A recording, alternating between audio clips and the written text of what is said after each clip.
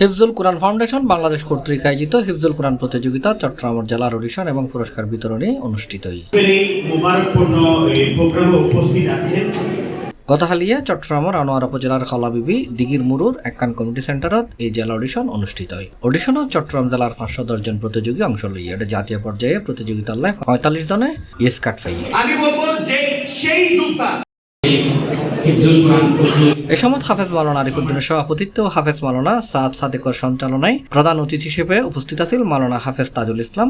এটা প্রধান বক্তা ছিল হিফজুল কোরআন ফাউন্ডেশন বাংলাদেশের চেয়ারম্যান মাওলানা হাফেজ মুফতি হুমায়ুন সাইদ। মেহমান আছিল উস্তাজুল হুফাজ হাফেজ তৈয়ব। বিশেষ অতিথি আছিল অধ্যাপক মাহমুদুল হাসান, সাবেক চেয়ারম্যান হাসান চৌধুরী, মাওলানা আব্দুল লতিফ, হাফেজ কামরুজ্জামান, কারি সাইফুল্লাহ, হাফেজ জয়নাল আবেদিন, হাফেজ মাওলানা রাজুল হক সহ আরো ভর্তি হয়।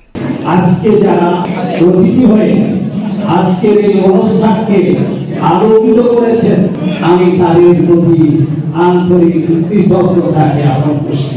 নাম আজকের অনুষ্ঠানে সবচেয়ে বড় গুরুত্বপূর্ণ বিষয় হচ্ছে এখানে রাজনীতিবিদ, এখানে উপস্থিত রয়েছেন হিফজুল কোরআন ফাউন্ডেশন বাংলাদেশের সুযোগ্য চেয়ারম্যান, প্রতিষ্ঠাতা চেয়ারম্যান মজলুম আলেমে দ্বীন, যারা নির্যাতিত ব্যক্তি, যিনি মামুনুল হক সাহেব হুজুরের সাথে তারা প্রতিযোগিতায় একটা লাইনও করে নাই, অথচ উপস্থিত হয়েছে মোবারকপূর্ণ প্রোগ্রামে।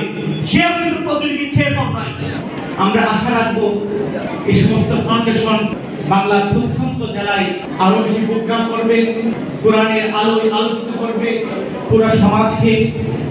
এভাবে যদি আমরা কোরআনের কথা এবং প্রসার করি, ইনশাআল্লাহ বাতিলরা এই দেশে কোনো অন্যায় এবং অসৎ কাজ করতে সাহস পাবে না।